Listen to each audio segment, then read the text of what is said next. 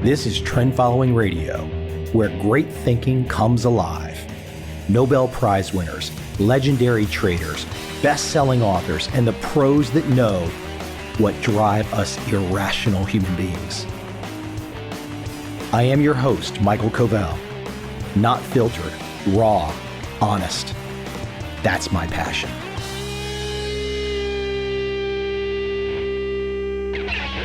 I don't want to give away too much in the introduction, but my guest today is an inspiration, a massive inspiration. John O'Leary, best-selling author. Today, we go into his newest book titled In Awe, Rediscover Your Childlike Wonder to Unleash Inspiration, Meaning, and Joy. I got to tell you, when you hear John's story, and maybe you know it already, but this guy has overcome more than I can imagine. And I'm sure he's overcome more than you can imagine too. The physical pain that he went through and pushed through to reach the levels that he has reached. Wow, I've got it easy compared to him. And I'm sure he would say he's met people who've had it worse than he's had it. So it's not the point to try and say that John's got it worse than me or I've got it worse than you. That's not the point. The point is the inspiration. And John is damn inspiring. Without any further delay, let's jump right into my conversation with John O'Leary.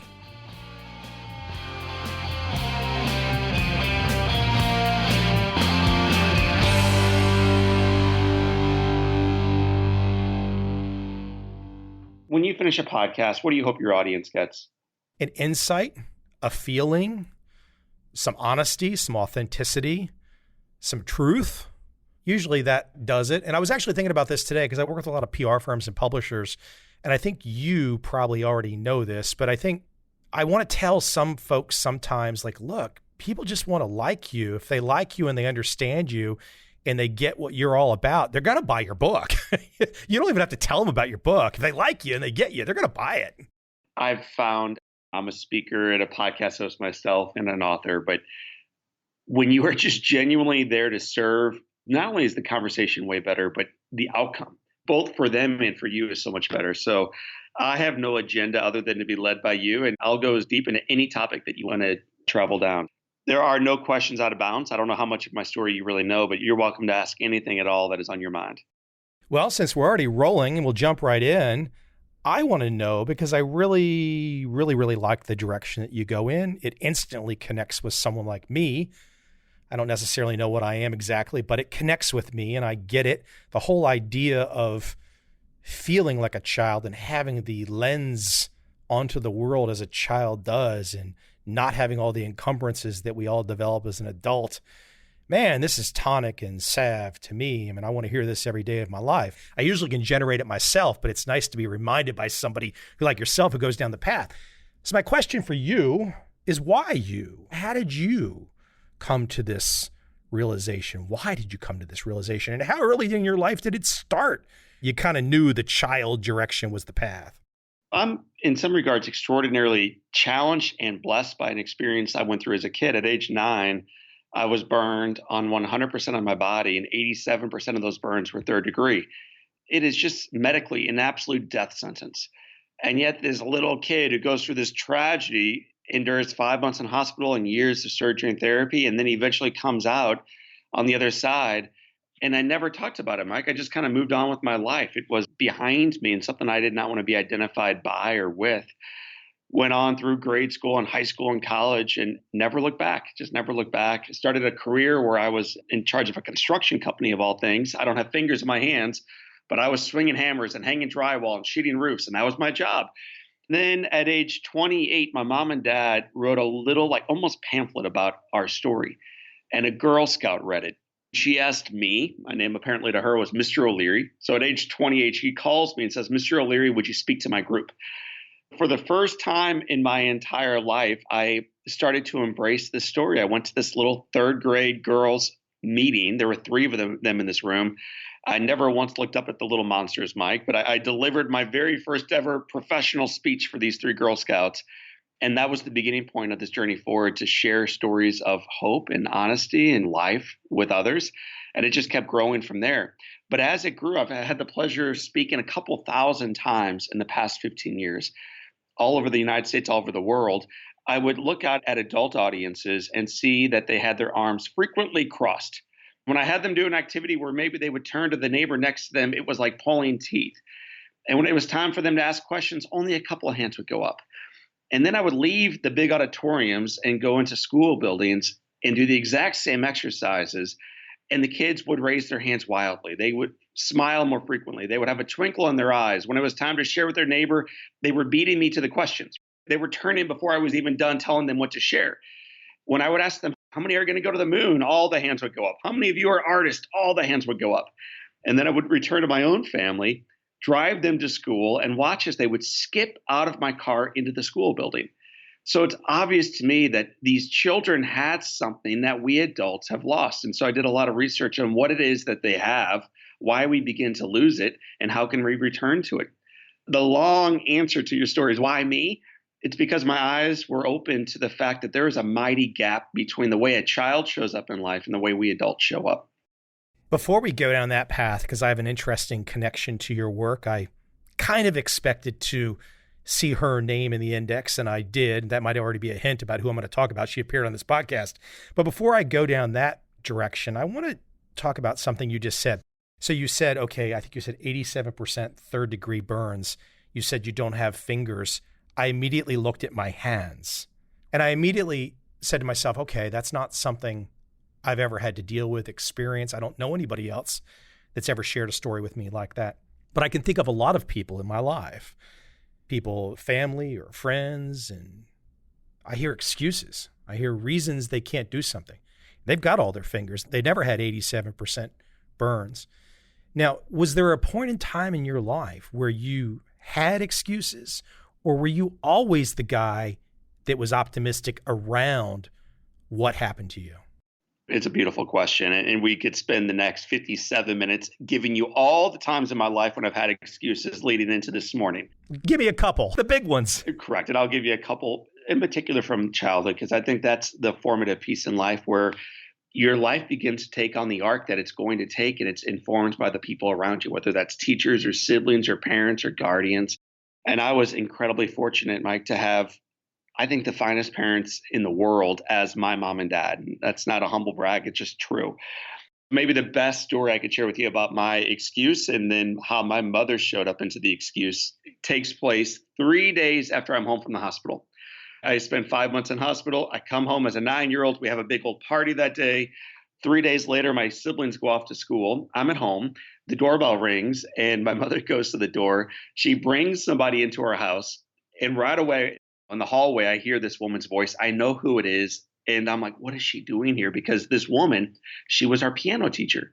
Her name was Mrs. Bartello. And even when I was ordinary and had 10 fingers and life was easy, I never liked seeing Mrs. Bartello because I hated taking piano class. I'm a Midwest kid. I love baseball and athletics and sports, and I love running around. I hated piano. And on that day, Mike, I'm in a wheelchair. I'm on morphine.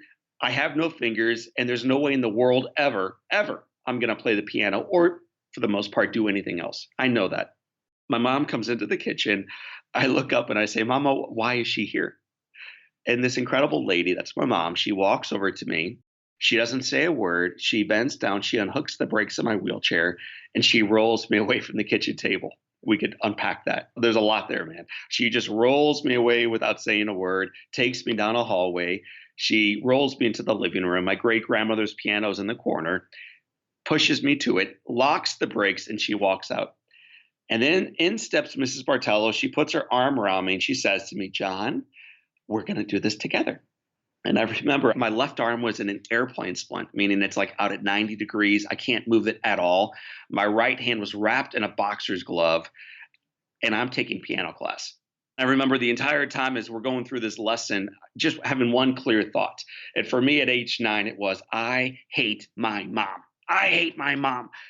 And maybe the only time I hated my mom more than that Tuesday with Mrs. Bartello was the following Tuesday when the doorbell rang again, and that woman came right back into our family, back into my life. And this process, this coaching goes on for the next 5 years as this woman comes into my life, not just to teach me piano, but to get back to your original question was there a time in your life when you made excuses? All the time, man. And I've been fortunate to have some remarkable teachers step alongside of me, like Mrs. Bartella, like my mom, like some great doctors and therapists, like my wife from time to time, and to remind me that it may not be easy, but it is possible. And the best is yet to come. I've been fortunate to be surrounded by giants my entire life who insisted I not make excuses. You're right. I could go down the path of just your personal situation and ask so many questions and dig. But I also would be amiss because I think independent of the experience that you went through, you've now got this great perspective beyond your own self that kind of appeals to everybody. I mean, your story is fantastic, but I think what you've put in print, opens up an entirely different vantage. Because as you said at the beginning, yeah, okay, you didn't want to be defined by this. You're not defined by this in your book. You're not defined by this. Here's where I want to go with my first one. I hinted at her, but I had Alison Gopnik on this podcast a while back, and I really did not know. I mean, I was prepped and everything, but I was not exactly aware of how she was going to approach things. Wow, that was just the eye-opener. Look, I've done over 500 interviews on this podcast, all kinds of interesting individuals, some probably your friends. She is one of the ones that still sticks with me after 500 episodes, because what she said and what her research shows about how children learn and then what happens to us as adults, you've kind of taken that and run with it, huh? Well, and Allison is kind of on the front side of reminding us who we were, what we lost, and what we can return to. So she is the grandmother may put it in the wrong term, but really just an incredible leader in this space. And what she ultimately reminds us is how creative we were, how genius we were, how inspirational we were, how full of wonder we were, and begins to unpack why we begin to lose all this. And part of it's education, part of it is ego, part of it is brain wiring. There's a whole lot to that. But Allison's remarkable. I did not know you've had her on your podcast. I'm blessed to be surrounded by not only like parents and teachers, but having my own podcast like you do, having the ability to speak to a couple thousand organizations in my career. I've met some stunning people, and some of them have a lot of letters behind their names, but frequently the people who teach me the most are the ones that you may not read about. They may not be on the front side of research of psychology or anything else. They're the ones living it every single day. As we jump in at this very beginning too, I love the idea that right there at the beginning of your work, it's about asking questions. And this is what my fiance looked at me tonight and she started laughing. She goes, before I was with you, I didn't think anybody could have a career or get by just by asking questions. But now she goes, now I've seen it. It's unbelievable. She goes, I don't even know how you do it. But asking questions in some ways though, okay, we want to do this when we're young. We're curious. And unless somebody stops the 6-year-old or the 8-year-old, unless a parent blows them off, a kid will just keep asking. But often there's that wall that happens, society or the adults or whatnot happens. So I love the idea that you start with the notion of asking questions because people just don't do it. That's exactly right. And I'm going to start maybe in an unusual spot, but one of our partners is Microsoft. And I was speaking to a senior leader there about why are they as successful as they are. You need to understand this company just keeps growing and thriving, which is a very, very, very difficult thing to do as an organization grows, to keep growing at that trend line. Why is it? And his response was beautiful. He said, John, we used to think that we were the smartest guys in the room and we had all the answers. Now what we recognize is our calling is not to be the smartest people in the room with all the answers, but to be wise enough to know we don't have all the answers, to be humble enough to ask all the right questions, which is a really cool way to look at the way to build an organization or lead a life effectively going forward. But for those of us who have children, or those of us who have ever been around children, nephews, and nieces, or maybe you at one point in your life, you were a child, you were at one point incredibly inquisitive. The favorite question that you probably would ask anyone who within earshot was, why? Put a seatbelt on. Why? Brush your teeth. Why? Get your shoes on. Why? You want to know the actual reason why something is the way it is. And can it be better? Can it be better? You really want to understand the depth of the way things are. And eventually people kind of train that out of us, whether it's a parent or a pastor or a rabbi or teacher, whatever it might be. We begin to learn early in the school system that to get 100% on the test, you don't keep raising your hands asking why. You fill in the blocks just right. You circle C and you get on with it. It's true, not false. There's no reason to ask the question why. We learn very early in life to stop asking why. And I think it's detrimental not only to the way we think, but ultimately to the way we collaborate, we create, we innovate, and we live into lives that are bigger than the lives we once lived.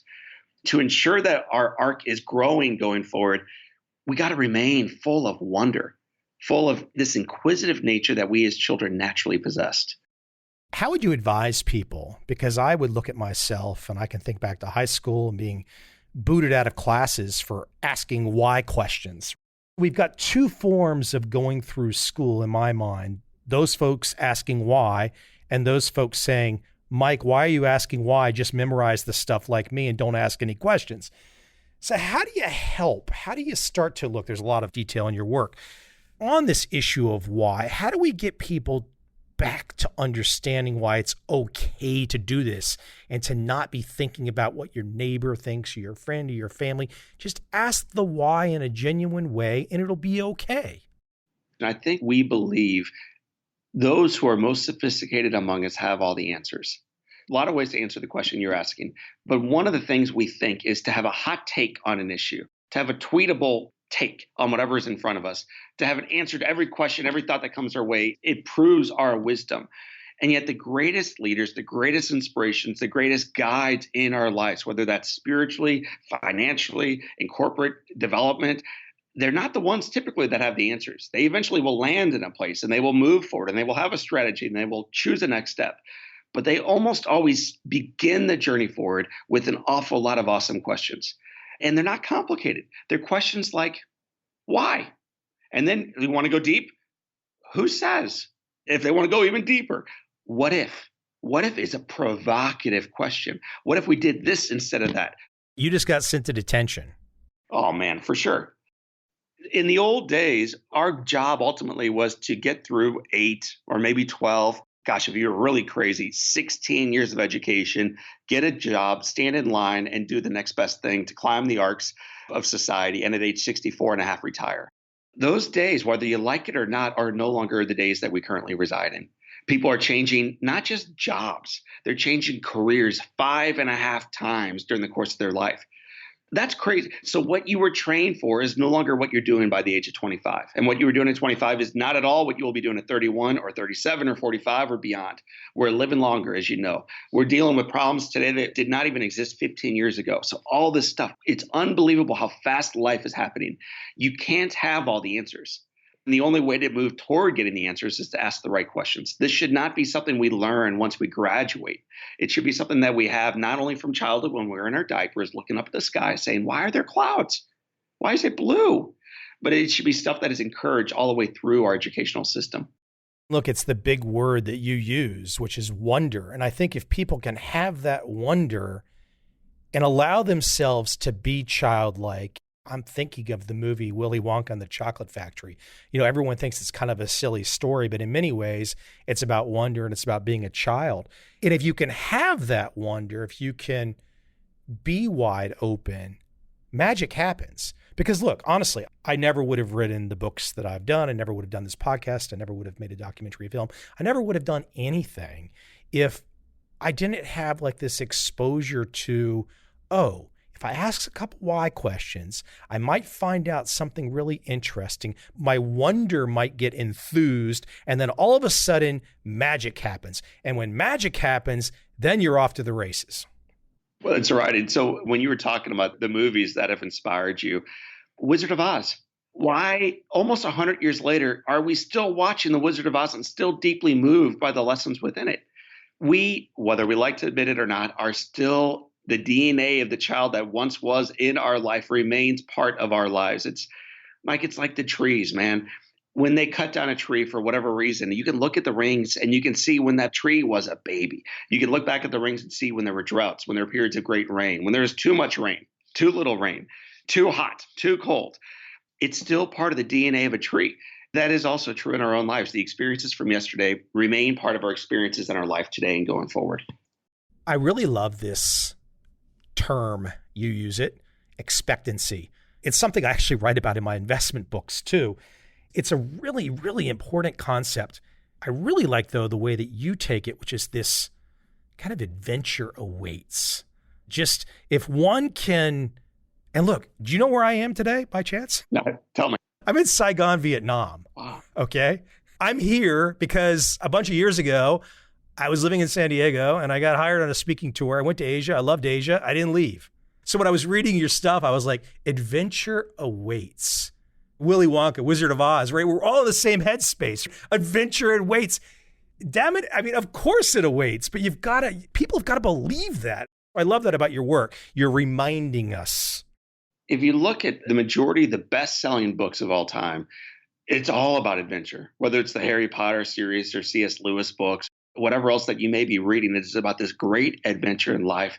One of the best-selling books, and maybe we haven't picked it up in years, but maybe it's time to return to it, is The Diary of a Young Girl by a little girl named Anne Frank. Man, if you want to be blown away by an author and by insight, read The Diary of Anne Frank. Read The Diary of a Young Girl. She is all about adventure. She is stuck in an attic. There are Nazis patrolling. It is a brutal, miserable time to be alive. Even for her, from age 13, 14, and into her 15th year of her short little life, she believed adventure awaits. You don't need necessarily to be running around. You don't necessarily to be a child. One of the stories I talk about in the book, Expectancy, was about a guy who was 98 years old when I met him. I don't know if you remember this story or not, but I came in and spoke to his leadership organization. Patrick Hyland was his name. He was the most adventurous, wholesome, whimsical guy I've ever met. At this event, we eventually sing to him happy birthday. After we sing happy birthday to him, there's 27 guys in the room. He walks around the room, looks at each one of us, and compliments what he loves most about us one by one. He'd only met me one time, but he remembered my name. He told me what he was most impressed by with me, and then he went from me to the next guy. It was his way of celebrating and lifting up everybody else around him to make sure the light shined brightly on the other. And as I hugged this gentleman goodbye, it was out in San Diego, your old stomping grounds, I said, Pat, where are you going now? And he said, John, I got to get home. I got to get home. Otherwise, my wife's going to think I'm running around on her. Okay, this is a guy who's been married for 76 years. He, at that time, when I met Pat, had stage 4 cancer, but he wanted to not only live fully the years he had, but to make sure that those around him lived fully with him. It's first time living. It's expectancy. Expectancy is essentially this. What you think will happen frequently does. Medically speaking, the placebo effect. It is so real that pharmacy companies have a very difficult test, beta testing their new drugs, because whether they give you a real drug or a sugar pill, lo and behold, both work. Because if you think that you are going to get better, unbelievably, you start behaving differently. You start eating differently. You start working out differently. You start dreaming differently, quite literally dreaming differently at nighttime, which is going to affect how you show up in that next day. It's called expectancy. It's expectancy. You talked about the markets. What the markets think will happen today frequently does. That doesn't make it right. It doesn't mean it's grounded in truth, but what you think is going to happen, it happens. It happens.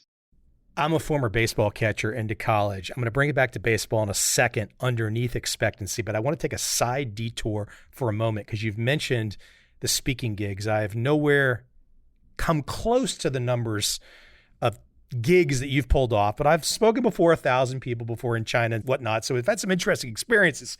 However, I want to pick your mind just for a second. Pretend it's just me and you talking shop. I want to know your prep. Your prep before you take stage. What are you thinking? What's your attitude? What's going on in your mind before you take the stage? In the early days, all focus was on me. I would get sweaty and nervous. My heart would race. My mouth would get dry. I was super, super anxious about how you, Mike, audience of one, would feel about me, the way I look, the way I speak, how I communicate, and the lessons I was trying to impart. And over time, when you do anything, whether it's catching in college or whatever else it might be, anytime you do something more than a couple times and you go into the dozens or the hundreds or a couple thousand, hopefully you get a little bit better at the craft.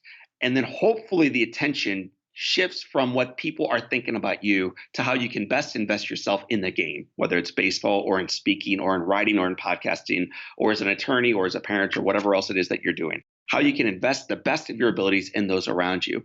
In order to do that, the attention ultimately must shift from you onto them.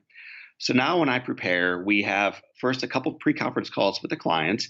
We take them through a long set of questions so I get to know about them, their industry, their organization, their team, what success looks like, what failure looks like, what to talk about, what not to talk about, all this stuff. But at the end of the day, when I'm about to walk on stage, I just want to be almost totally numb mentally. I want to be completely open to whatever is taking place in that room. I want what I've memorized and rehearsed to leave me. And I want to be wildly present to the moment. I want to be alive in it. I want them to feel the joy and the enthusiasm that I have for their event, for their conference, for their content, for their organization, and for their lives. And I think the more I can show up fully present for them, what happens afterwards almost always is this. They will come up afterwards. They will say, John, it was like you were talking just to me. And then they will say, it's not exactly like your story, but talk about a time when they went through a bankruptcy or a time when they went through a divorce or a difficult time from their own childhood or a sale they missed out on recently or whatever they're dealing with today. And so the more I can get out of my own head, Mike, and jump into their lap and join them with where they are, the more I do. And I think that's our job, is whether you're presenting or podcasting or catching. A great catcher is not worried about, man, I hope I frame this pitch. A great catcher is worried about calling the right game that allows that pitcher to thrive. A great catcher is worried about, man, how do I get in the batter's head so I can have them think a changeup is coming and smoke them with a fastball? It has nothing to do with you. And frequently we leaders think it has everything to do with us, and it's a failure on our part. And children, by the way, have no ego. To bring it back to what it looks like to be a kid and live in wonder. They don't have ego. It's not developed yet. Their whole life is other oriented. It's all about fully experiencing the gift of the day. I love where you go with the baseball, though, and I'll let you run with it. But the bring your glove aspect, people say, oh, I'm going to go to the Cubs game or I'm going to go to the Washington Nationals, close to where I grew up. Because, well, I take a glove, the chance of a ball being hit to me. And of course, you're just using this as a metaphor for a larger idea, which I'll let you run with. But it's so dang true, right? I mean, if you've already convinced yourself that you can't catch the ball, even though it might be rare. And look, the ball's just a dang representation of what can possibly happen in your life. And if you don't happen to catch the physical baseball, you could catch something even better. But people are so caught up in the idea that, oh no, there's no chance for me. I'm going to run with that in two ways. The first, to keep it with baseball for a moment, is I have 4 children. But this one little boy just loves baseball. He is absolutely convinced at 3'4", however tall little Patrick is, that he is going to be the next great baseball player. So love him, man. Let's see what happens with that. But every single time, Mike, we go to a baseball game, he brings a glove. And as a presenter, I let all my kids choose where they want to travel with their daddy that summer. They all have their own little tastes, and they choose the city they go to. They choose everything we do once we're there. So I'm along for the ride. They're driving. It's a blast for me. He always chooses places where there's going to be a baseball game. He also always wears his glove the entire time, which drives me kind of crazy, at least at first. Even if it's super hot out, even if it's literally an 8-hour drive ahead of us, he will wear the glove the entire time. But here's the thing. We've been now to 3 different road trips with Dad to go to different cities. We've been to Kansas City. I'm a St. Louis guy. We've been to Kansas City, Pittsburgh, and now most recently Cincinnati. He's brought the glove 3 different times. And here's the shocking part, and I'm not making this up. 3 different times consecutively, Patrick O'Leary has not only brought the glove, he's caught a ball, which is shocking. The very first time he caught a ball, I remember thinking, this is the luckiest kid in the world. I've been to hundreds of baseball games, never caught a ball. I've also never brought a glove. But Patrick, in his very first game outside of St. Louis, brought the glove, caught the ball. Likelihood mathematically is less than 1 in 1,000. That's how lucky he is. But then in Pittsburgh, he brought the glove. A home run was hit. A guy 11 rows behind us caught the ball, comes up to us and says, hey, kid, I want you to go home with something besides a Cardinals loss. And he throws Patrick the baseball, and with his leather glove up high, he catches the ball. And then in Cincinnati, there's a foul ball ripped down the left field line. I duck because I don't have a glove. I know I'm not going to catch a ball. Patrick stands, raises his hand high, and catches the 3rd ball. There's no doubt that there's a part of luck that goes into anything in life, always. So let's not undermine that. Those who don't bring a glove duck. Those who don't bring a glove aren't even looking for the ball coming their way. Those who don't bring a glove have no expectation whatsoever that they're going to go home with a baseball that day. That's true in baseball. It's also true in life. I wrote a book years ago called On Fire, and I remember I had a conversation with an author that I really respected. I said, man, I want this thing to go big. I want to touch lives all around the world. He said, John, I would recommend thinking a lot smaller. And he went through all these reasons why I should think small about what this book might do. And I remember getting off this phone call thinking, I'm going to prove this guy wrong. We're going to do big things. We're going to touch lives. We're going to sell a lot of copies, not for ego or for cash, but for impact. And that book became a #1 national bestseller. It's been translated into 17 languages. My picture is not on the cover. It's not on the back. It's not an ego grab or a cash grab. It is a message to prove and remind people that life remains possible if they choose to go for it. And rather than writing about it, we want to model it. I learned these lessons from those closest to me, great teachers, great inspirations, and my own kids. Stop acting ordinary. Part of your sense number 2, underneath expectancy. But stop acting ordinary. In some ways, I can see people that are not yet open to your message feeling that, oh, you're telling me to stop acting ordinary. It can be a little threatening. Now, it's not threatening to a crazy person like me.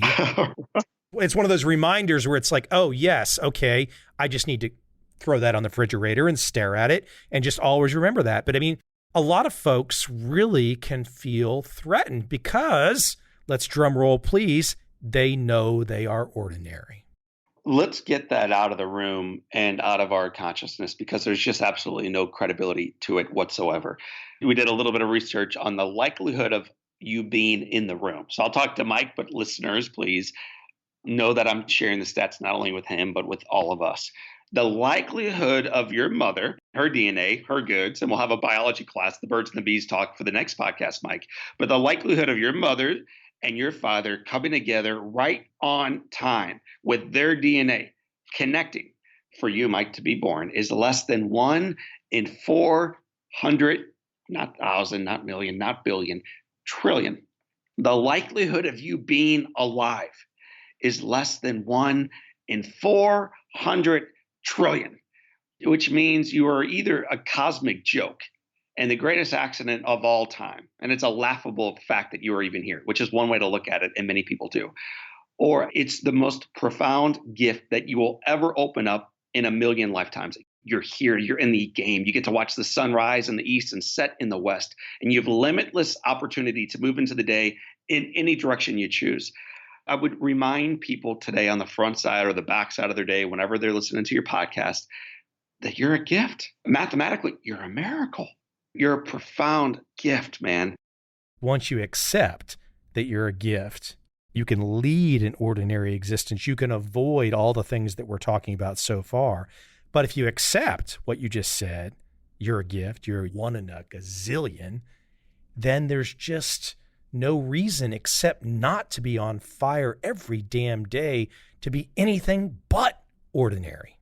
What's important here is some people may hear that and say, dang, I guess I should leave my job and start a not-for-profit where I save orphans in a country I've never even heard of before. Fine. And maybe that's your calling, and maybe that's exactly what you should do. I'll tell you this. Maybe the man who's had the most impact in my life outside of a couple great mentors and family members was a guy named Lavelle. Lavelle was a janitor in a burn center in St. Louis, Missouri, where I was treated for 5 months. This guy made about minimum wage. This guy took a couple buses to get to work on time. This guy did a very difficult job every single day of his life. But this guy did it with extraordinary care, with extraordinary passion. He recognized that his life and his work mattered not only for him, but for those that he chose to serve with it. Martin Luther King Jr. wrote an awful lot about racial equality. And man, yes, we need to go there again. But he also wrote a lot about the sanctity of work. Work has dignity. Whether you are a president or you are a custodian, he talked about the street sweepers. Sweep like Michelangelo created. Stop acting ordinary means stop working ordinary. Stop treating your spouse ordinarily. Stop watching sunrises as if it's an ordinary, boring event. Stop living life like it's a mundane event to just endure. I think life is, man, it's unbelievable. That doesn't make it good all the time. It doesn't make it easy much of the time. but it is worth living into the very best that we can going forward. No doubt about it. So as you lay that down, I did not really think I would go back there. Now I'm curious because you've had experiences, physical experiences that most of us will just never experience. How can you describe the pain? How can you begin to, I'm thinking of the various injuries I've had and things that were painful. I remember I fell on some nails. I've had broken stuff, but I've had small burns here and there. Just how do you try, if people ask, to give them an idea of the pain that you dealt with? Again, not to try and say you're all that or anything, but just to share a human experience of possibly putting words to those feelings. You're a beautiful question asker. Tell your fiance congratulations. I'll give you two ways to answer that question. One, I think, is the less exciting of the two. And the other is the one that is more applicable to, I believe, all your listeners. So the first is specifically around burns. Last time you touched a muffler or a stovetop or a pan or the plate at the restaurant where they said, please don't touch this, it's hot, which of course we all know is the invitation to touch whatever's just been set in front of you. And you got that blister on your finger. That one time that happened. If you can remember the way that pulsated and then take it away from your index finger and then multiply it throughout every fiber of your body. And then not only that night when you touched whatever it was you touched, but the following day and the following day for 5 months. And then even after those 5 months, then the work begins with physical therapy, which is brutal because your entire body is collapsed in on itself. And now they've got to open you back up again, literally break those scars back open again. And that goes on for a couple of years. In some regards, it's indescribable. A lady describing childbirth. I can't get my hand wrapped around that. It's like a person who's been through a kidney stone describing that. I've never been through it, so I can't understand it. But it is intense physical pain. And for a burn patient, it goes on not for a season of life, but for multiple seasons and multiple years of life. That's one way to answer it. How did you learn to manage? Because look, obviously at various points in time, you had to take medication. But were there any kind of internal personal hacks that you used for physical pain management? Yeah. Deep breathing. Breathe in deep through your nose, out through your mouth, hold at 10 on each one. I do that even today as a man, whether I'm getting stressed out about something or feeling physical pain around something or great uncertainty in one area of life, feeling like a migraine might be coming on. Breathe deeply through your nose, eyes shut, 10 seconds, and then slowly out through your mouth. That's one way. Visualization for me has always been incredibly important. Not thinking, because the more you think about the thing bothering you, whether it's your darn fiance and what she said to you this morning, that job that you hate, that barking dog across the street, the very thing you focus on grows. This is just a fact.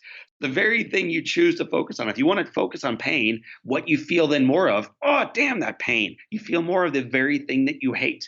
And unfortunately, this is what we do with social media. This is what we do when we pay attention to politicians. This is what we do when we tune into the coronavirus or whatever. We're focusing on the very thing that we hate. What I would encourage others to do, and what I did as a child and still do effectively, I believe today, is instead of focusing on what is all around me or the things that I hate, I focus on where I'm going next. Early in the treatment cycle, my mom and dad, I remember they circled something on the board. In the old days in the hospital, there was a 4-inch by 4-inch calendar. And every day, the nurse or the doc or the custodian would rip off that day and welcome you to a new day of life. Well, back in February, my mom and dad circled late May or maybe June as the date that John's going to come home.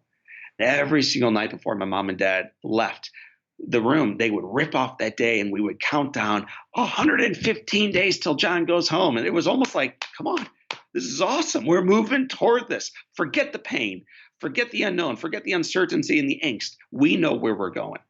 I think whether you're in finance, Mike, or you're having a dream of being an MLB catcher, whatever it is, to know where you are today is not where you're going to go long term.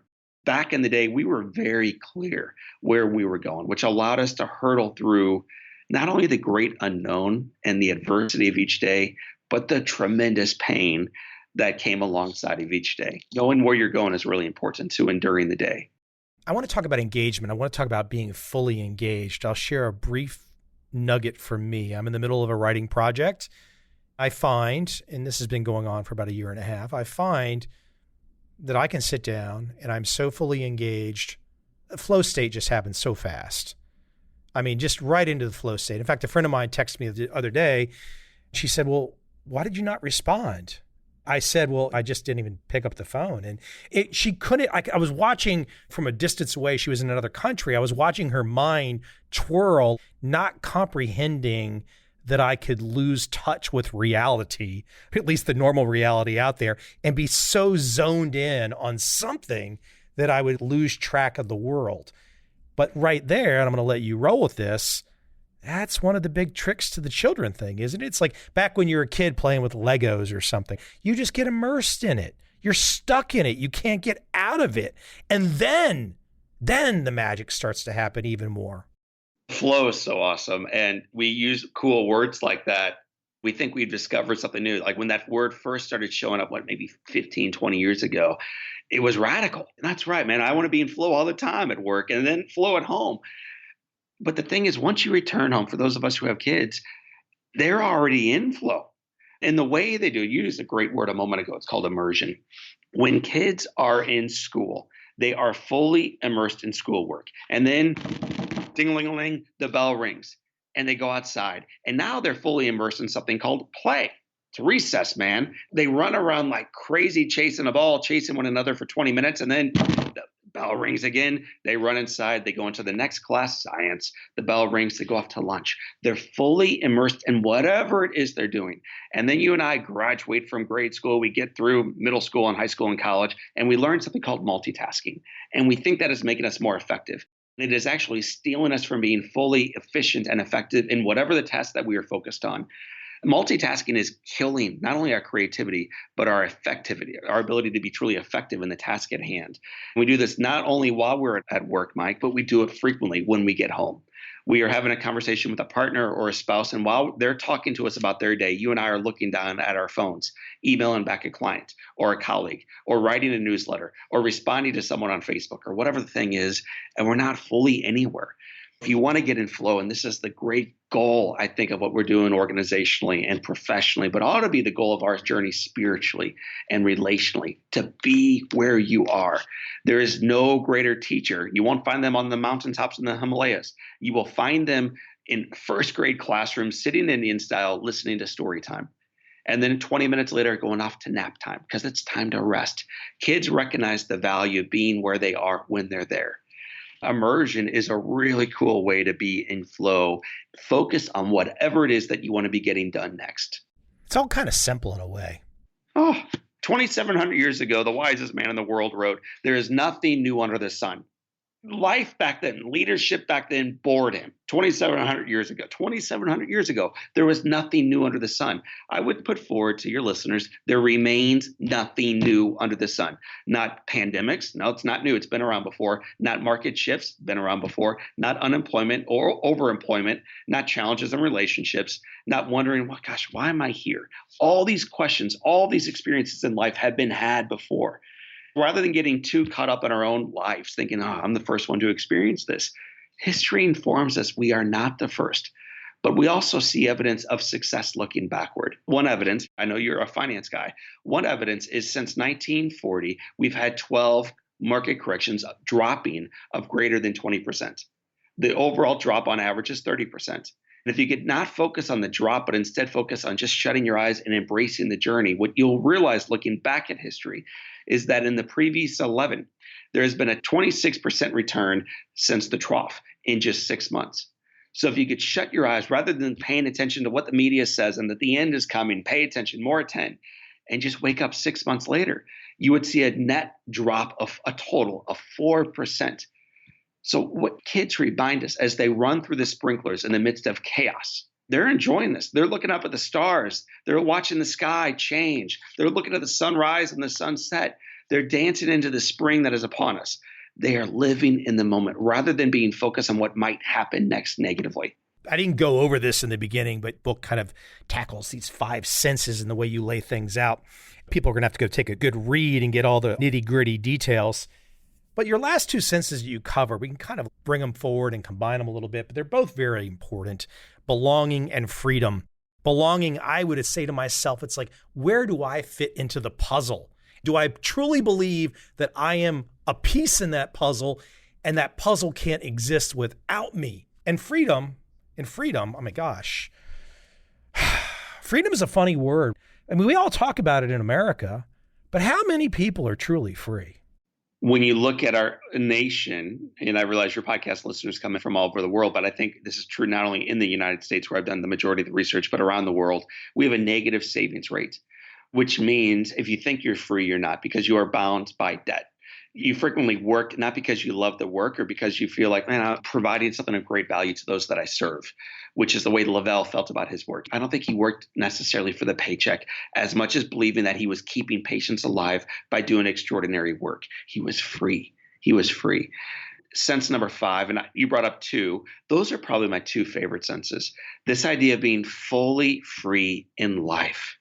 Fully free, cut away from our ego that binds us from asking questions that, I don't know if it will affect John negatively if I ask that.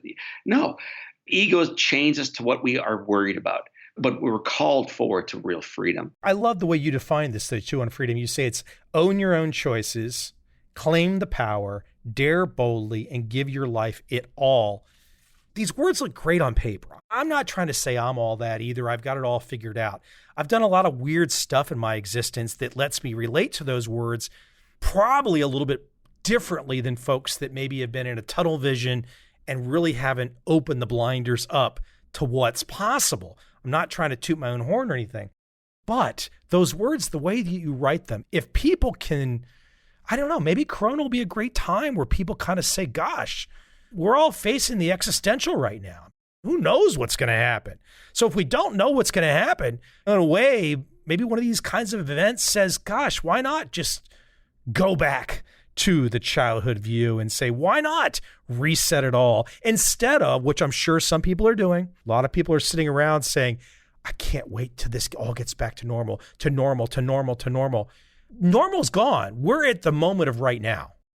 Years ago, I'll give you the date, September 17th, 2001, I had lunch with my grandfather. He shared this, my grandpa was my hero, and he shared that morning he bought Boeing and American Airlines stock. This was the first day the markets had returned to being open after 9/11.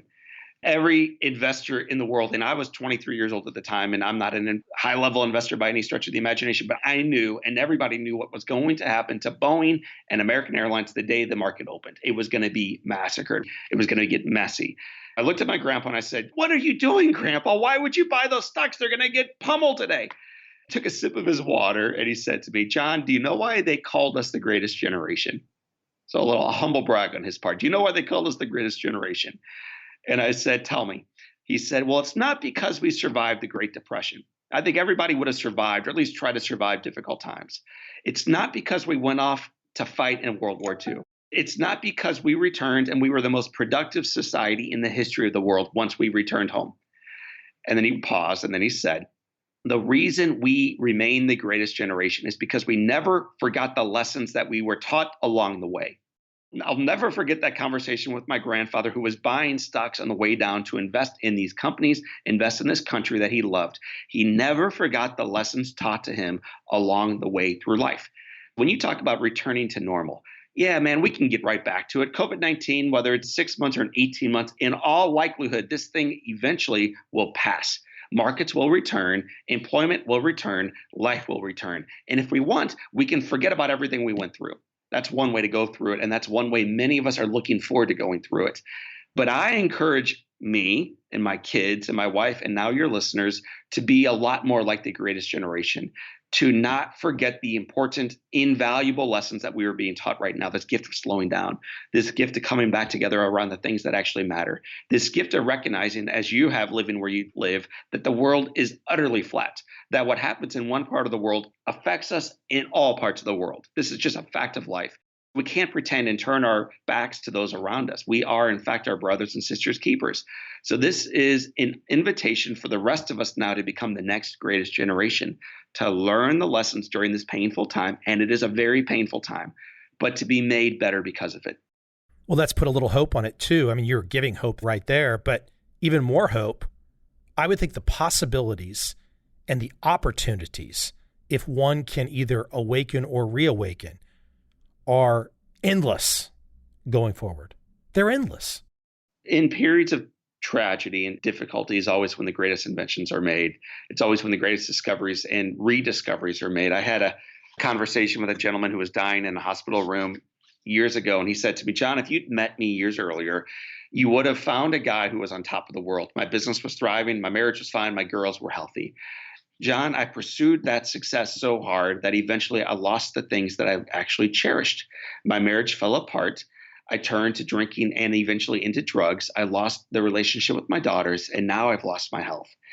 And then he looked out the window. He looked back at me and he said, John, I've made it to the end of my life. I've climbed the ladder to the very top of it, only to realize, I'll never forget this, only to realize I had the ladder leaned against the wrong damn wall. The hollow words that he spoke, these words with great regret and resentment and sadness, I realized, Mike, I never want to lean my ladder against the wrong damn wall. Here's the cool thing that takes place during market changes like the one we are currently working, lead, and living in. You have an opportunity to pause, take a deep breath, to reevaluate your life and to determine what wall you want to lean it against, what success looks like. The foundation of your life, our society-wise, the foundation is firm. That's good news. But now you get to pick up that ladder and lean it against any freaking wall you want. That's awesome. Now you get to climb as high as you want up that ladder now that it's leaning against the right wall. And it may be the same wall you had it leaned against the entire journey through life. And if that's your story, awesome. But for many of us, this is a time to reevaluate what we really do believe is important and what we are going to do to live into our best life going forward. Before this conversation, I had a brief chat with on some stuff, and he's involved in the medical space, doctor, and their practice has been shut down. They're all worried about all the issues that go along with that, salaries for people and all that kind of stuff. And he's a little stressed. And I said to him, look, the reality is, if you guys don't open back up after 45 years, the reality is America has ceased to exist. And I think people need to think about that if we don't start back up, if things don't happen, there's no America. There's no other countries. So I think the reality is things, as you said, everything is going to start back up or there's nothing there. I mean, that's one kind of mental hack that people can look at it and say, it's kind of like I heard someone say, the banks went really bad during the Great Recession in 2008. He said he looked around and said, well, gosh, if these banks go under, there's nothing left. So I'm buying the banks, kind of similar to your grandfather. So I think that's a way to look at this too, that there is some gold at the end of the rainbow, so to speak, and not necessarily even monetary gold. It just could be a nice feeling. Always. And in FDR's final address to the nation, I think it was in January 45, he said, if you draw a line between the troughs and the peaks of civilization over the centuries, the line always points up and to the right. That is true for society. It's true for markets. I believe it's true in families. It's true culturally. We talk so much about how lousy the world is. And yet I challenge anybody who says that you find a time in the timeline of life that you wanted to be living. Would you rather be African-American in the 30s? Would you? Would you rather be gay in the 1960s? Would you? Would you rather be female in the 1920s? We can talk about how bad things are, and they are. These things need to be redeemed. We need to invest ourselves, our full energy to make everything far better. But I will tell you this from a period of great transparency, it is far better than we claim. It's not perfect. We have to work and strive to make it better. Gender equality, racism, poverty, all these major issues that still affect the marketplace and need to be redeemed. But it's better than it's ever been. And our job is to continue to make it better. So I think that foundation, as your father knows, as you know, Mike, as your listeners know, the foundation is firm. There is gold at the end of the rainbow. This is true, I think, metaphorically. You got to get the boots on. You got to roll up those sleeves a little bit. It looks a little bit like work. It looks a little bit like shutting your eyes and moving forward into the darkness with a little bit of faith and believing again, like we always have in this society, that the best days are in front of us. It's called the American dream, man. It requires you risking where you are and moving in a new direction. But for the last couple of centuries, we proved out the power of it. And I think we get to prove out the power of it still. The book, In Awe, Rediscover Your Childlike Wonder to Unleash Inspiration, Meaning, and Joy. So do you get tired after these podcasts too? I'm usually worn out. Man, I'm fired. Like, I want to run through a wall. I'm looking around my office right no, now. I mean, when I say worn out, I mean, like at the end of it, I can't, look, it's nighttime here. I can't sleep now because now I talk to crazy person like you, crazy person like me. There's too much energy. Now I'm going to be goosed up for a couple hours. Honestly, I'm so fired up right now. And I don't know most guests of yours if they are rehearsing what they do or if there's an agenda. I try to be really in flow. I try to be really in the moment, and I never have any idea where the conversation will go. But I'm energized because, like every one of your listeners, I too read some of the headlines. I too am struggling in my business. I too am worried about, how do I keep my employees engaged and employed during a very difficult time for our business? I too am worried about the society that my kids are being raised into. I too am worried about my dad who's got Parkinson's disease and is at great risk of COVID-19. I'm worried too. But then I have a conversation like the one you and I are having right now, and I recognize, man, hang on for the ride. This too shall pass. There is reason for great optimism. In the book, we call it ferocious optimism. Ferocious optimism. Man, there's reason for ferocious optimism still. So you, Mike, have got me fired up with it. I like that word, ferocious. It's a great word. Hey, John, where can we send people beyond Amazon to buy books? Where would you like to direct people to for a website? So for two reasons, I encourage people to come to this website. It's called readinawe.com. So it's readinawe.com. And the reason I'd love you to go there is, number one, even if you don't want to buy a book, there's a 21-day In Awe challenge. When this whole thing started spreading across the nations, our organization recognized is, man, last year, Mike, to put a little context to it, 1.5 million Americans attempted suicide last year. During a period of great prosperity, as markets were at historic highs and unemployment at historic lows, 1.5 million Americans attempted suicide. And that's before COVID-19. And that's before unemployment. And that's before markets fell. And that's before hope began to fade. So we created this program to provide a lifeline, to provide a little bit of encouragement. So 21 days for you to get reminders in your inbox, no cost, no charge, nothing like that, to give you a simple task, a simple challenge, a step forward, and the reminder that you are not alone.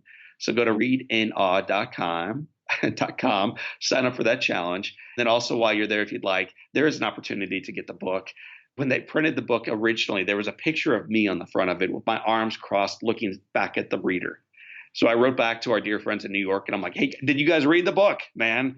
No, that's not what the cover should be. And so eventually the cover became this blue sky with white puffy clouds and this brilliant red kite with a little string coming down just off the page, reminding the readers what they once felt as kids and what they can feel again as adult leaders. The book is called In Awe, Rediscover Your Childlike Wonder, and it is about the possibility that remains alive and well within each of our lives, regardless of what we face today. John, I appreciate the energy today. It's always fun on this podcast to have first-time conversations with people and try and find a connection. That's the whole gig of this podcast thing. So I appreciate you giving a connection. Well, man, you can only connect when someone's willing to connect back. So thank you for the questions. Thank you for your research. Thank you for your belief. And thank you for being a model of someone who lives in awe.